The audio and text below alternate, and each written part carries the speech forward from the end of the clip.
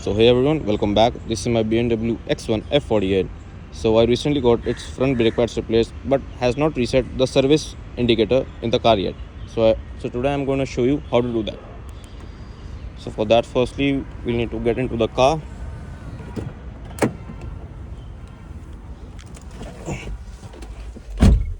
So these are the Brembo brake pads that I got its front brake pads replaced from.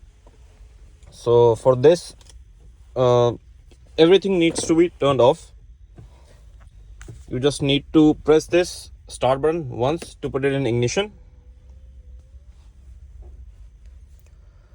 and then as you can see, it is showing service due in 400 kilometers.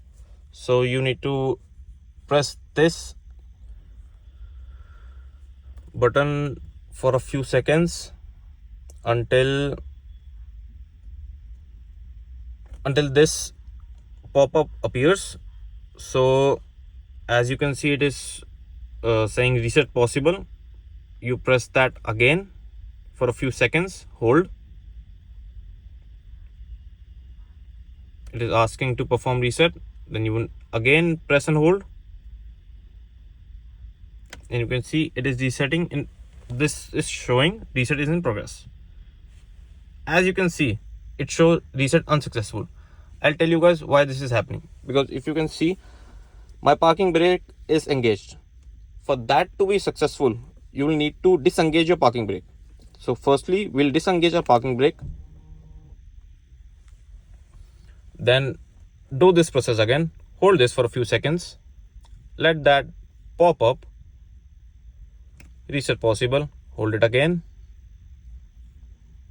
perform reset, hold it again, and it's gonna show reset in progress. As you can see, reset successful. Engine oil, this reset possible. Now I just got its front brake pad replaced, so I'm not gonna reset the engine oil meter. So that'll be all for today, guys. Thank you for the